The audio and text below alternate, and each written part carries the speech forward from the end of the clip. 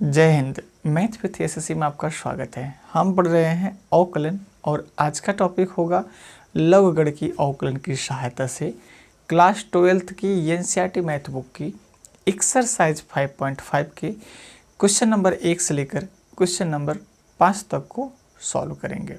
तो चलिए आज की क्लास को हम आरंभ करते हैं। एक बार हम लोग दोबारा ये जान लेते हैं कि लघुगणक की अवकलन है क्या। लघुगणक की अवकलन करने की एक ऐसी प्रक्रिया, एक ऐसी विधि है जिसके द्वारा दिए गए फलन का लॉग लेकर अवकलन किया जाता था। ये चीज़ हमने पिछली क्लास में देखा था। तो आइए इनके पहले क्वेश्चन को हम लोग सॉल्व करना आरंभ करें। क्वेश्चन नंबर 1 में दिया गया है cos x into cos 2x into cos 3x का x के सापेक्ष अवकलन करना है। इसका x के सापेक्ष अवकलन करने के लिए सबसे पहले दिए गए फलन को y के बराबर लिखेंगे, उसके बाद इनके दोनों पक्षों का लॉग लेंगे और अंत में इसका x के रिस्पेक्ट में हम लोग अवकलन करेंगे। कहने का मतलब ये है कि अगर हम लोग इस क्वेश्चन को यहाँ से सॉल्व करना आरंभ करेंगे तो देखेंगे दिए गए फलन को सबसे पहले हम लोग क्या करेंगे, y के बराबर लिखेंगे। तो आएगा cos x into cos 2x into cos 3x हो जाएगा, ठीक है ना।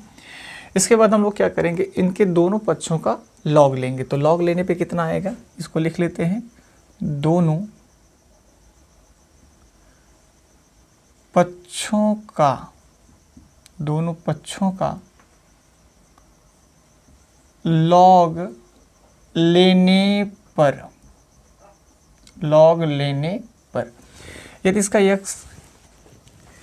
इसके दोनों पक्षों का लॉग लिया जाए तो कितना आएगा, लॉग y बराबर log in bracket cos x into cos 2x into cos 3x हो जाने वाला, ठीक है ना। इसे सॉल्व करेंगे तो इसका वैल्यू आने वाला है log y equal to log cos x plus log cos 2x plus log cos 3x आएगा।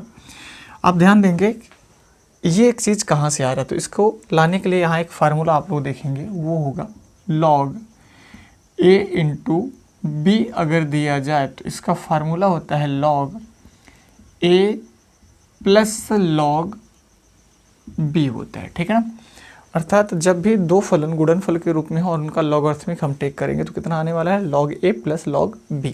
ठीक ऐसे ही अपना ये क्वेश्चन दिया गया है तो log a log b log c जैसा दिख रहा है, इसको हमने लिखा log a plus log b plus log c, अर्थात log cos x log cos 2x log cos 3x जैसा हमने लिख लिया।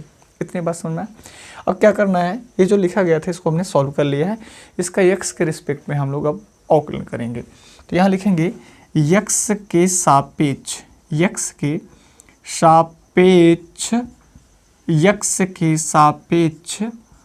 अवकलन करने पर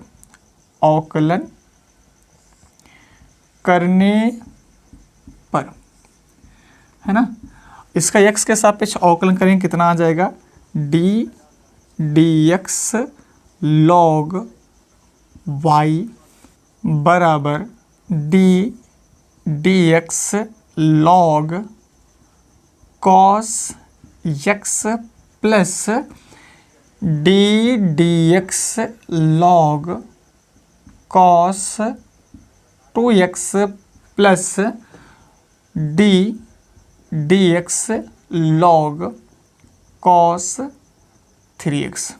इतनी बात समझ में आ गया। अब करना क्या है, इसे हम लोग सॉल्व करेंगे तो इसको सॉल्व करने पे इसका अवकलन कितना आएगा देखेंगे तो इसका हो जाएगा 1/y, log y का 1/y हो जाएगा और y का अवकलन x के सापेक्ष dy dx हो जाने वाला है।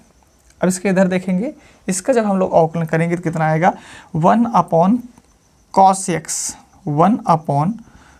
x इंटू इस cos x का दोबारा हम लोग अवकलन करेंगे तो कितना आ जाएगा, माइनस में sin x आ जाने वाला है।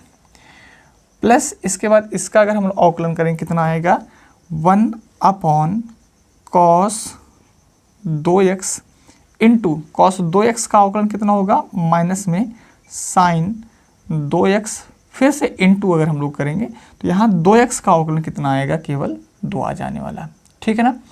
अब इसका अवकलन करेंगे कितना हो जाएगा, तो 1 upon cos 3x into minus में साइन 3x इंटू इस 3x का अवकलन करोगे तो 3 आ जाने वाला है ना। अब इन सबको हम लोग ऊपर की तरफ सॉल्व करेंगे। यहाँ पर होगा 1 upon Y D Y D X बराबर, यहाँ ध्यान देंगे इसके बाद ये माइनस हम पहले लिखेंगे sine x upon cos x, इसके स्थान पे लिखा जा सकता है टेन एक्स, तो यहाँ लिखेंगे माइनस में टेन एक्स।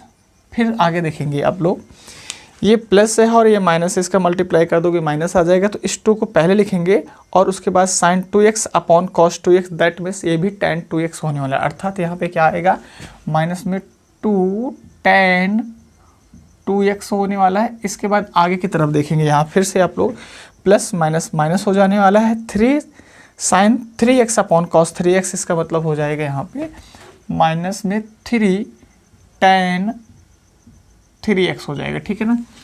अब इसमें देखेंगे D D X of Y की वैल्यू फाइंड करनी है, इसलिए वाई को उस तरफ हमको ट्रांसपोज करना पड़ेगा, अर्थात उसको भेजना पड़ेगा, तो यहाँ से इसकी वैल्यू आ जाएगी डी वाई डी एक्स बराबर, इस वाई को उस तरफ अगर हम लोग भेजेंगे ट्रांसफ़र करेंगे तो कितना हो जाएगा, वाई इन ब्रेकेट माइनस में टेन एक्स माइनस में 2 tan 2x माइनस में 3 tan 3x हो जाएगा। अब यहाँ पे y का हम लोग मान रखेंगे तो y का मान क्या हो जाने वाला, ये चीज़ हम लोग रखेंगे, है ना।